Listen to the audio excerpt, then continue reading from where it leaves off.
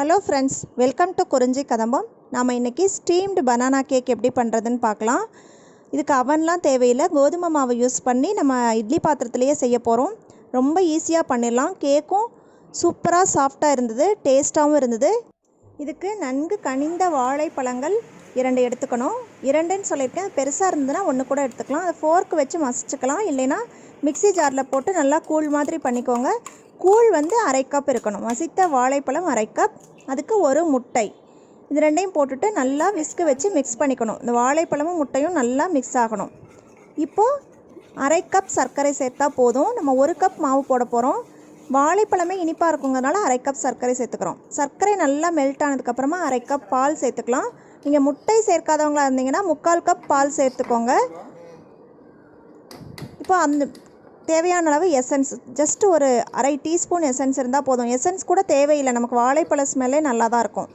இப்போ நம்ம 1 கப் அளவு கோதுமை மாவு எடுத்துக்கிறோம். கோதுமை மாவு தட்டி மெஷர் பண்ணக்கூடாது, லூஸாக மெஷர் பண்ணிவிட்டு அதுக்கு 1 டீஸ்பூன் அளவு பேக்கிங் பவுடர் போட்டு சளிச்சுக்கிறோம். சளிச்சு அந்த மாவு நம்ம கலவை வச்சுருந்தோம் இல்லையா ஆல்ரெடி, அதில் போட்டு கொஞ்சம் கொஞ்சமாக மிக்ஸ் பண்ணிட்டீங்கன்னா இந்த மாதிரி ஒரு திக்கான கன்சிஸ்டன்சி வந்துடும். இப்போ 1/4 கப் ஆயில், இது எல்லாமே ஊற்றிட்டு, ஆயில் வந்து கடைசியில் தான் ஊற்றணும். நல்லா மிக்ஸ் பண்ணும்போது நீங்கள் பவுல்லையே ஒட்டாத மாதிரி வரும். இப்போது நீங்கள் ஒரு ட்ரேயில் ஆயில் அப்ளை பண்ணிவிட்டு அதில் இந்த மாவெல்லாம் ஊற்றி ரெடி பண்ணி வச்சுக்கோங்க. இப்போ இதுக்கு வந்து நீங்கள் அலுமினிய ட்ரே தான் வேணுங்கிறது கிடையாது. நம்ம ஸ்டீம் பண்ண போகிறதுனால நீங்கள் சில்வர் ட்ரேயில் கூட நீங்கள் ஊற்றலாம். ஊற்றிட்டு நல்லா தட்டி வச்சுக்கணும் ஈவன் ஆகிறதுக்காக. இப்போ மூடியிலேருந்து தண்ணி கேக்கில் படக்கூடாதுங்கிறதுக்காக இட்லி பாத்திரம் மூடியை வந்து ஒரு துணி போட்டு இந்த மாதிரி நான் ஆல்ரெடி கட்டி வச்சுட்டேன். இட்லி பாத்திரத்தில் தண்ணி ஊற்றிட்டு உள்ளே பாத்திரம் போகிற அளவுக்கு சின்னதாக ஒரு ரிங்கு போட்டு அதுக்கு மேலே அந்த பாத்திரத்தை வச்சு மூடி வச்சாச்சு. இப்போது ஒரு 30 மினிட்ஸ் விட்டுருங்க, சிம்லேயே வச்சுருங்க. அதுக்கப்புறமா ஒரு டூத் பிக்கோ இல்லை நைஃபோ விட்டு குத்தி பார்த்தீங்கன்னா ஒட்டாமல் வந்தது அப்படின்னா கேக் வெந்துருச்சுன்னு அர்த்தம். ஒட்டுச்சு அப்படின்னா மறுபடியும் சிம்லேயே இருக்கட்டும், மறுபடியும் ஒரு 5 மினிட்ஸ் விட்டுட்டுங்க. இப்போ கேக் ரெடி ஆயிடுச்சு. இம்மிடியட்டாக நம்ம இட்லி பாத்திரத்துலேருந்து எடுத்துடலாம். எடுத்துகிட்டு நல்லா ஆற வச்சுருங்க. கேக் நல்லா ஆறட்டும். ஆறினதுக்கப்புறமா கேக் நல்லா ஆறிடுச்சு. இப்போது ஸ்பூனால் லைட்டாக சைட்ஸில் குத்தி விட்டுட்டு இந்த மாதிரி ஒரு தட்டில் தழகிலாக கவிழ்த்தி எடுத்திங்கன்னா கேக் வந்து தட்டுக்கு மாறிடும். இப்போ கேக்கை நீங்கள் திருப்பி எடுத்துக்கலாம்.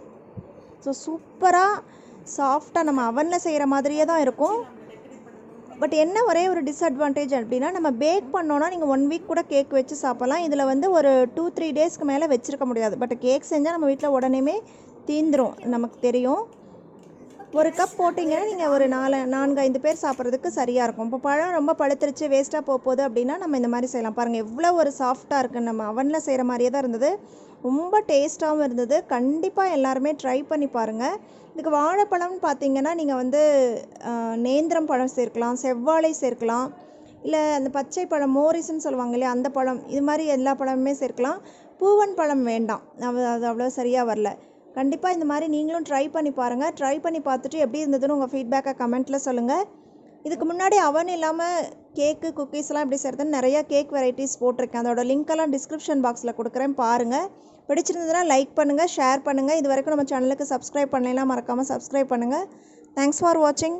வாழ்க வளமுடன்.